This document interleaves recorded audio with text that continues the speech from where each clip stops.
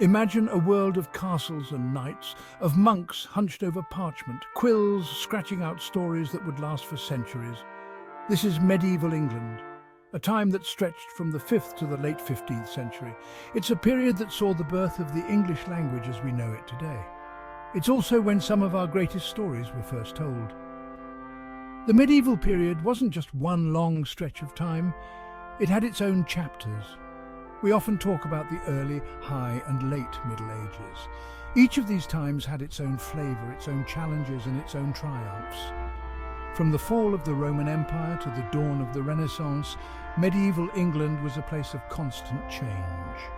Literature played a huge role in medieval England. It wasn't just entertainment. It was a way to preserve history, to teach moral lessons, and to make sense of a world that often seemed chaotic.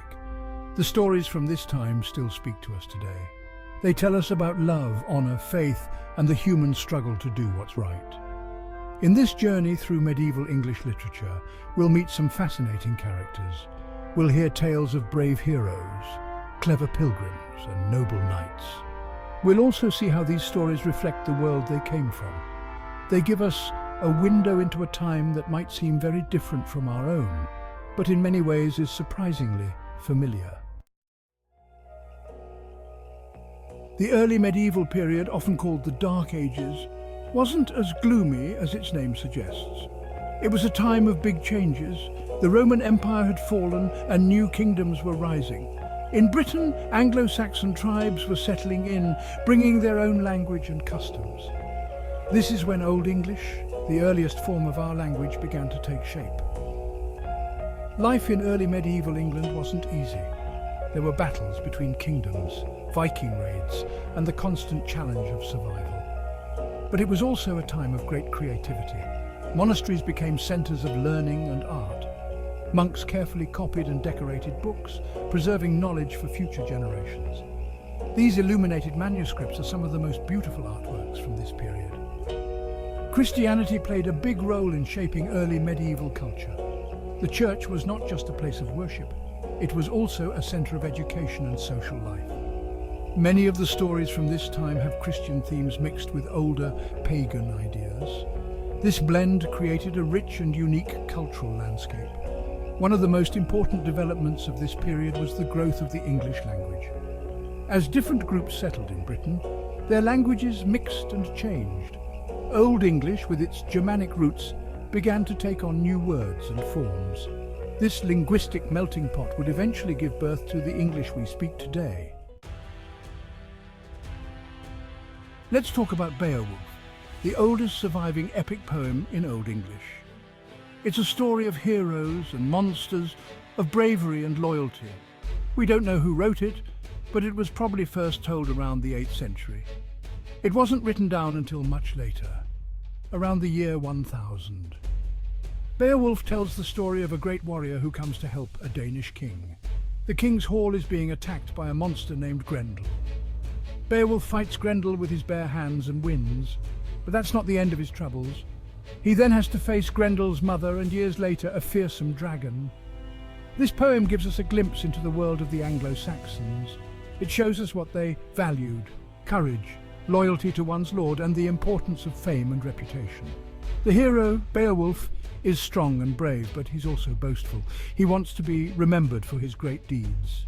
Beowulf is more than just an adventure story. It's also about the clash between the old pagan ways and the new Christian faith. The poem has elements of both beliefs. This reflects the time when it was written, a period of change as England moved from one set of beliefs to another. Now let's jump ahead a few centuries to the Canterbury Tales by Geoffrey Chaucer. This collection of stories, written in the late 14th century, is like a snapshot of medieval English society. It's clever, funny, and sometimes a bit naughty, but it's also a work of great insight into human nature. The setup of the Canterbury Tales is simple but brilliant. A group of pilgrims are travelling to Canterbury Cathedral. To pass the time, they decide to have a storytelling contest. Each pilgrim tells a tale, and we get to hear them all. This framework allows Chaucer to present a wide range of characters and stories. What makes the Canterbury Tales special is its cast of characters. We meet people from all walks of life, knights and nuns, merchants and millers, cooks and clerks. Each character has their own distinct voice and personality.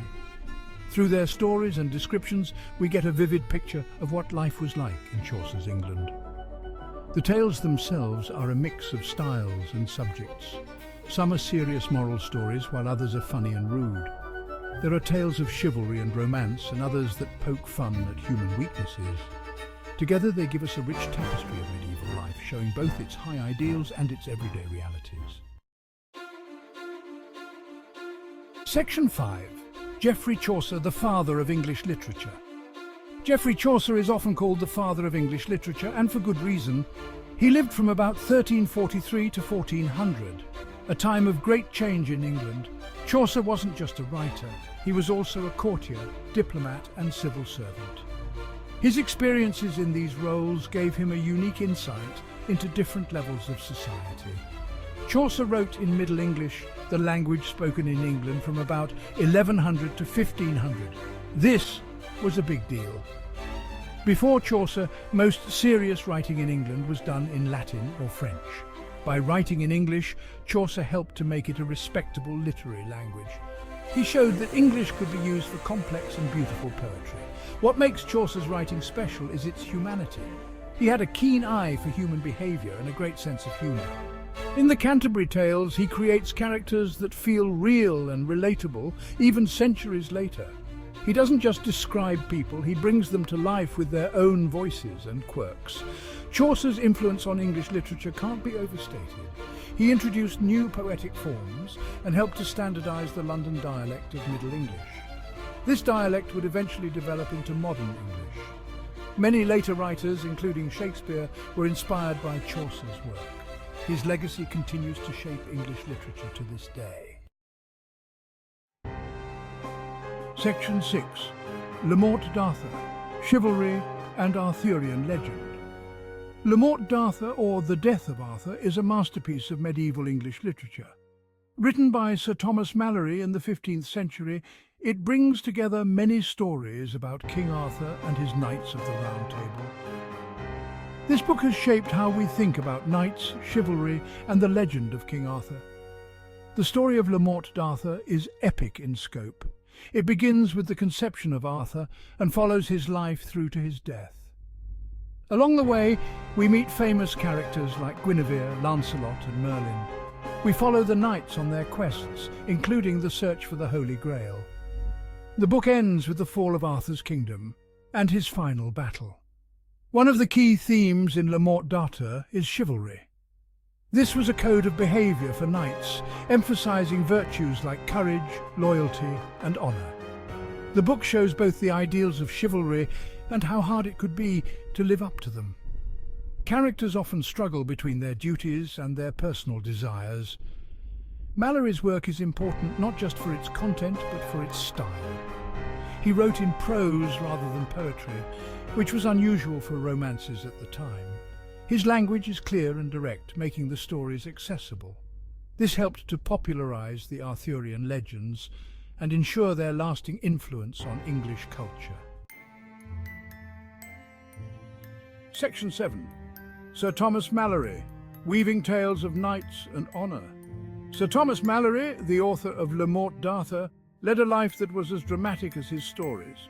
He was a knight himself, born around 1415 in Warwickshire, England. But his life wasn't all chivalry and honour. Malory spent several years in prison, charged with various crimes, including robbery and attempted murder.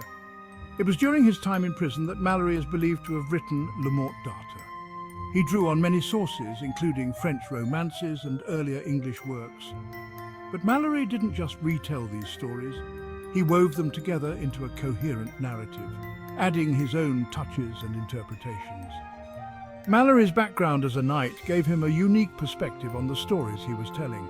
He understood the ideals of chivalry, but he also knew how difficult they could be to uphold in real life.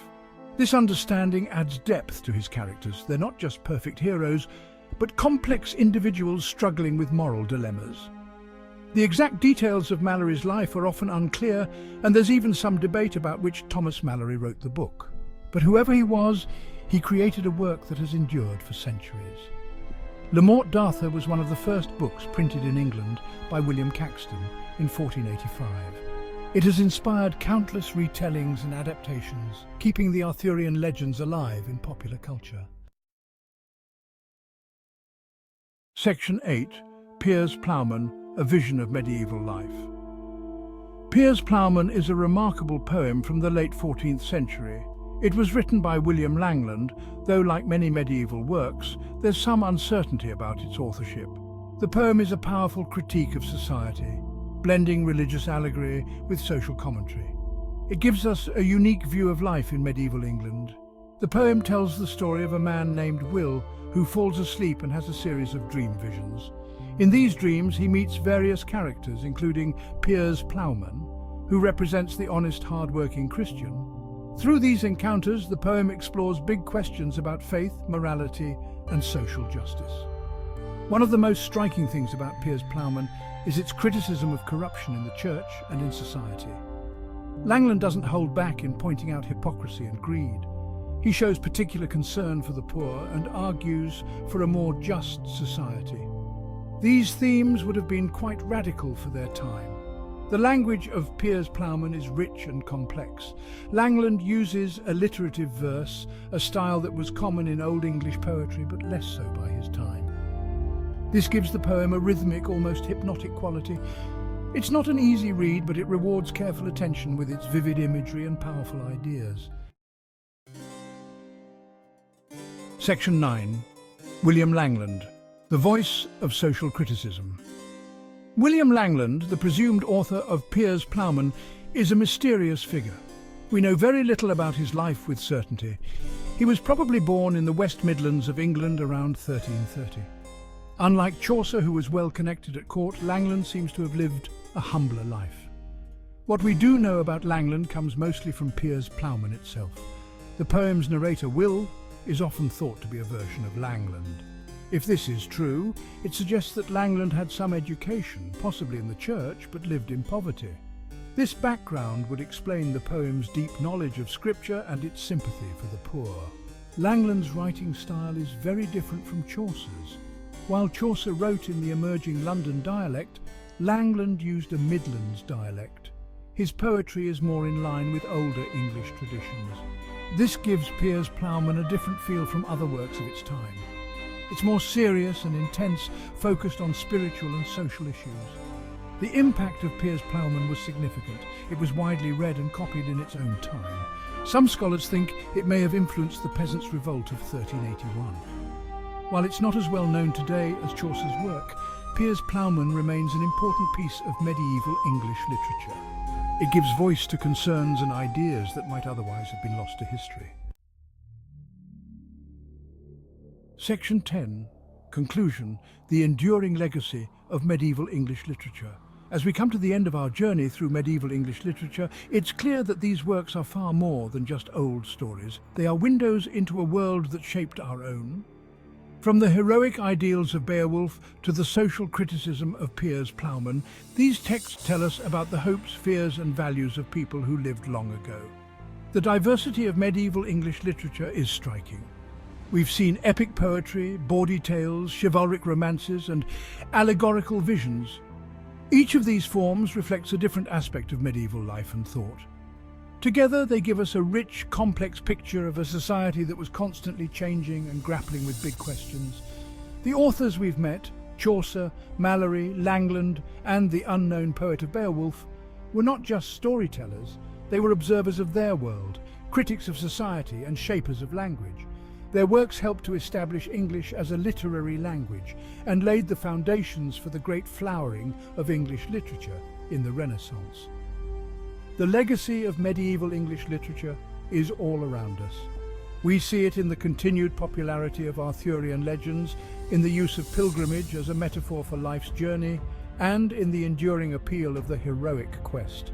These medieval works, with their mix of the familiar and the strange, continue to captivate readers and inspire writers today. They remind us that while the world may change, the human experiences of love, honor, faith, and the search for meaning remain constant across the centuries.